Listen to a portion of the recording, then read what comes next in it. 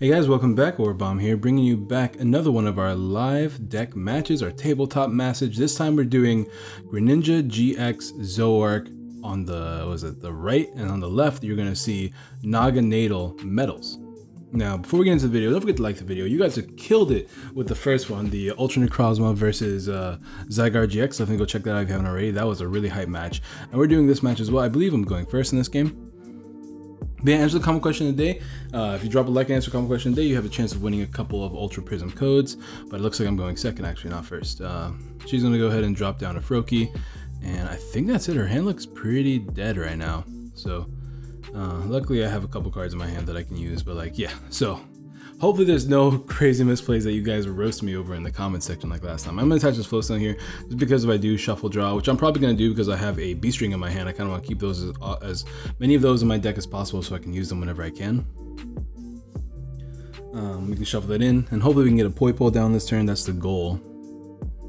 But anyways, yeah, hopefully there's no misplays. Once again, guys, these are the first times we are playing these decks. Keep that in mind because there's gonna be some plays that are incorrect here and there because we're not used to it. I'm playing the new stadium though. I think the new stadium is great in this Nagandel deck, but it's a weird deck, right? I don't know. This deck is definitely still work in progress, whatever it is, whatever. We're still working on this deck. There's a lot going on in it. I didn't want to do the stereotypical fighting type deck that everyone else is doing. It seems kind of boring to me. So essentially the goal in this deck is to just have multiple different options to take advantage of your opponent. You have the Nagandel GX attack, which we can use to activate our B strings as well as get ourselves back into the game. It's a pretty interesting GX attack, but it's not like the best in the world, you know what I mean? Like, yeah, there's other options. We are going to poison because the first attack does automatically poison your opponent. And we're just double checking rulings as well. Overall though, she's gonna evolve into Frogadier, put damage on it, and knock it out. So unfortunately, yeah, because Frogadier has the Bats ability, if you guys don't know, when you evolve your Froakie into a Frogadier, it does do 2 damage on 2 damage counters wherever you want. And if you evolve your Frogadier into a Greninja, it does put 3 damage counters wherever you want. So similar to Crobat, Golbat, Lion from back in the day. It's pretty useful in Zoroark because it does fix a lot of numbers for you in this matchup. But I'm going to use Ultra Space to get another Poipole down. I just want to set out my Poipoles, bro. That's all I want to do, is get some Nagandels out. It doesn't matter if we're behind in this game either. Like, she can go all the way down to 1 prize and it'll be pretty good in our part because we can just GX and take 3 prizes and give my opponent 2 more prizes. It's really great to like end your opponent down to 1 and then GX them so they can't win the game the following turn. It's pretty fun. I'm going to play N, of course, like you just saw. I do want to make sure my my thing can be set up. I also want to try to play Kartana down, but I'm just going to use my Soul Burst.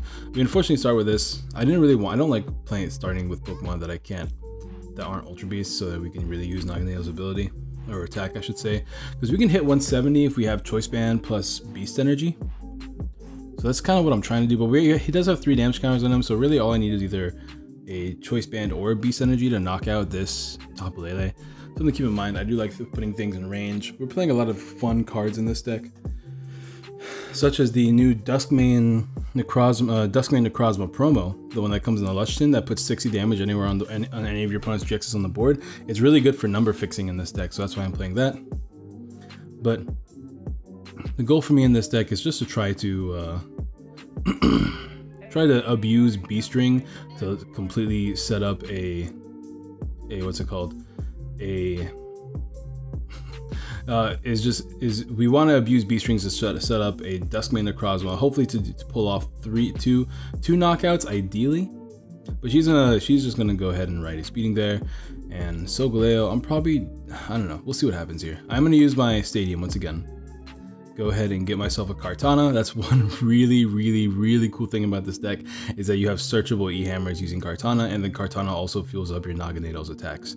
Also, Kartana is fun in this deck too because you can load up a Kartana to attack and knock out one of the babies like Zorua or Froakie or something like that, and shuffle it back into your deck, preserving the DCE, whatever, maybe of Choice Band attach, you can preserve that. You can preserve a lot of cards. It's a lot of fun that way. Here I'm debating on what I want to do because I'm not too sure if I want to touch DC either because I'm not really using the GX attack right now. I don't have a reason to. Realistically, all I want to do is just keep setting up things like Ultra Necrozma and stuff like that. Ultra Necrozma, I'm sorry. Duskmane Necrozma, not Ultra Necrozma. Ultra Necrozma wouldn't be that bad in this thing. I'm just kidding. Just kidding. there's a lot of new things I want to do with Nagandel. I really like Nagandel as a card, and I feel like there's so much potential in the card. I just got to figure out exactly what I'm going to do. I have worries for Nagandel because it is still weak to things like Mew, and every deck is playing Mew to deal with Buzzwole, which means that like most decks already have the proper text they need for Nagandel. So that's one worry I have. Sorry to clear my throat there, but yeah. I'm debating what I want to do. I could just let him knock me out. That would put him down to 4 prizes, activating my beast rings. So that's an option. That's one thing I do a lot in this deck, is just like let my opponent take knockouts where I can, and then make my beast rings become a card that is viable. Because if I can set up a Ultra Necrozma, or I keep saying Ultra Necrozma, I'm used to playing the other deck, guys. If I can set up a Duskman to start blowing up my opponent's board and eventually take out that Lele later when I need to, it is a decent strategy in this deck. But she's gonna double puzzle, get those DCs back. It's one annoying part about this deck. She always gets double puzzle. I swear to God, guys. By the way, we're playing against Kate. You guys don't know, Kate's channel is her YouTube channel. Good luck finding it. I'll try to put a link in the description later. If I can. So yeah. But yeah, she also has a Twitter Waluigi, or Twitch Waluigi, if you guys are interested. She's gonna play Cynthia here. Let's see. She can knock me out. She's not gonna Guzma, which is good.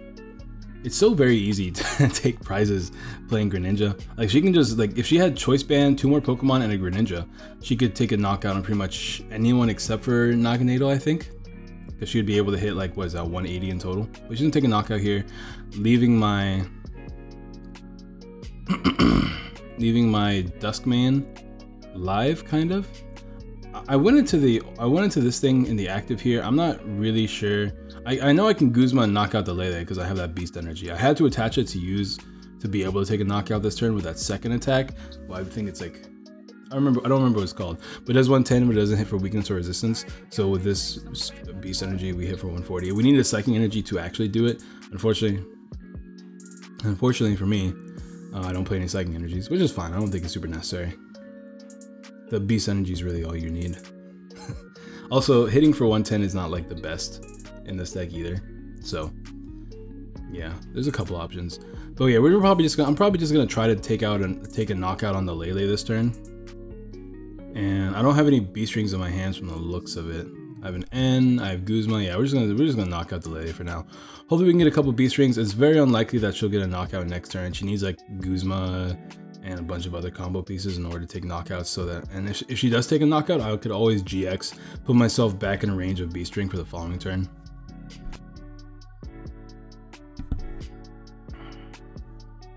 So yeah, we'll see what we can do here. But after testing this game a couple of times against this deck, I find that the GX attack I use most often is Sun Eclipse to take a knockout for 3 energy and then take a knockout the following turn. So it's pretty good. I will occasionally use Blade GX just to take that last prize, maybe put myself at even prize numbers. Nagandel's GX attack is a really good option if you're behind, but it's only really that useful if you're behind as well. Also, there's going to be a little bit of a phase shift here because my camera did die. But she's gonna attack me from the looks of it just for like straight up 100 damage, and I believe this is where the camera dies. I play Kartana, get rid of her DC, that's pretty much it. The camera dies and then we just restart, so you didn't miss anything. I also put down a Poipole as well. We're gonna attach a DC there. I do like putting DCEs on my Duskmanes because whenever you discard energies, you can discard the 1 metal and a DC, and that'll count for your 3 energy discards. I don't really know where I want to put the DCE. I know if there's one card I would cut from this deck, it would probably be these Choice Bands. By the way, what I meant to say was the was a Choice Band. But we have 2 Beast Rings in our hand, as well as a Super Rod that I am about to put down. I forgot to put it down, but I'll put it down. Don't worry about it, guys. We can get 4 energies off this, and I'm probably just gonna attach them all to the Duskman.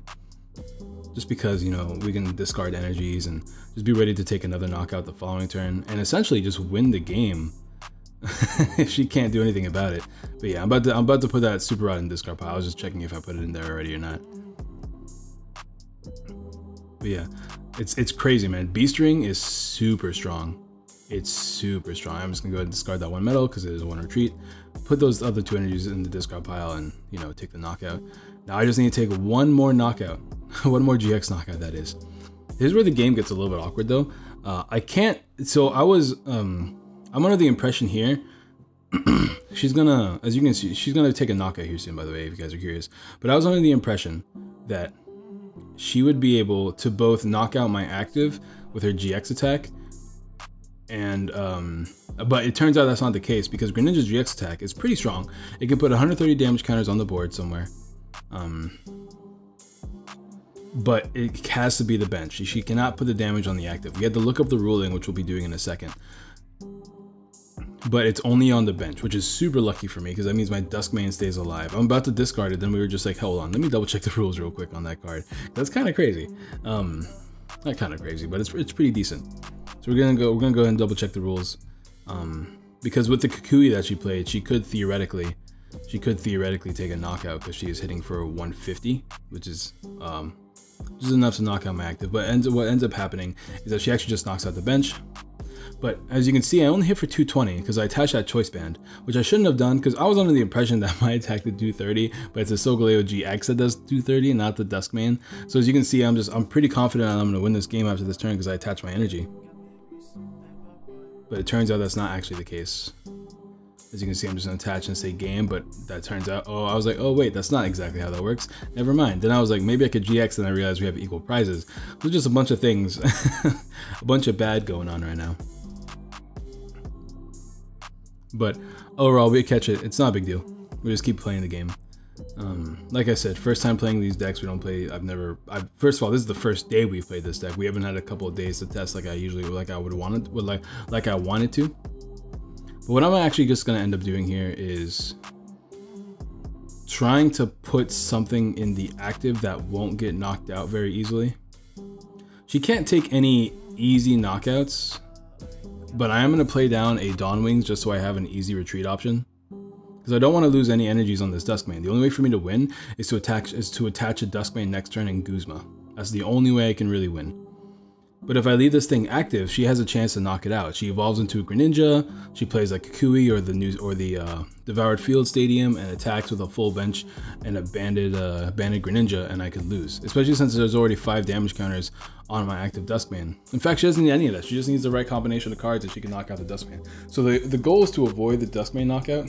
So I'm gonna have to do a weird play here where I play down the Dawn Wings, knowing that it's weak to Dark, just banking on the fact that she can't really pull off anything next turn. And I'm gonna go ahead and Cynthia here. And what I'm gonna do is rush in and then retreat into a something. I think it was just a Kartana. No, it's a Nagandel, because she can't Oko the Nagandel. That's what it was. Unless of course she gets like a Mew and all the shenanigans, but she hasn't gotten it yet, so I'm banking on it being prized as well. So we do that. We retreat into Nagandel. And we just pass. And if she can't win this turn, we win the following turn, because I believe we have Metal Energy Guzma in my hand. So that's the goal here. So it's a really close, really close game. We'll see what we can do. Looks like she doesn't have any way to get choice bands. She can't Oko anything, and not choice bands, DCEs. So like, really, I'm just banking on her whiffing. And it seems to be working out for me here, because it doesn't look like she has a choice band or a DC, not choice band, I keep saying that. She doesn't look like she has a DCE to Guzma anything. And as long as that doesn't happen, then we should win the game. She's gonna play Kukui here just to try to draw it. And she has a DCE, but she played the Kukui, so she can't Guzma. She's putting damage on there, and she can hit me for that 110 damage. And that's about it. The other thing she also needed was like a Pokemon. I think she needed like 1 more Pokemon down to make a knockout on the Dawn Wings as well. But yeah, I do reveal the Guzma and the Metal Energy in my hand for game. I just knock out one of her Zoroarks on the bench. That's gonna be the game, guys. I love the the Nagandel deck is actually a lot of fun for me. I love being able to search for enhanced hammers. That's so cool to me. Also, you have some other like cool Ultra Beast Pokemon, such as the new Duskmane that does 60 damage to GX Pokemon. I didn't get to show that off in this video, but it's something I abused a lot while playing in previous games. As well as, what else? What is the other card? As well as Dawn Wings across them, being able to have that invasion ability on lock. Kartana is always good. Hopefully we get more useful, techable Ultra Beast Pokemon. I kind of want to play like a small mixture of other energy types, but that doesn't seem very practical. It really does hurt the consistency of this deck. And since you're not playing Zoroarks in this deck or Octillery or anything like that, you kind of have to be careful with the number of with the consistency of this deck. That's the biggest issue I find while playing Nagandel. But let me know what changes you let me know how you guys like the video, and yeah, we'll upload the deck list. If this video gets enough likes, let's shoot for 50 likes. If this video can get 52 likes, 52, let's do an obscure number, then we'll go ahead and upload the deck list tomorrow. We'll do Greninja, Zoroark, and then we'll do Nagandel the next day. And yeah, I think that's it. Don't forget to answer the comment question today. Drop a like if you have not already. Hopefully there weren't any crazy misplays that you guys saw, and I'll see you guys next time. Peace.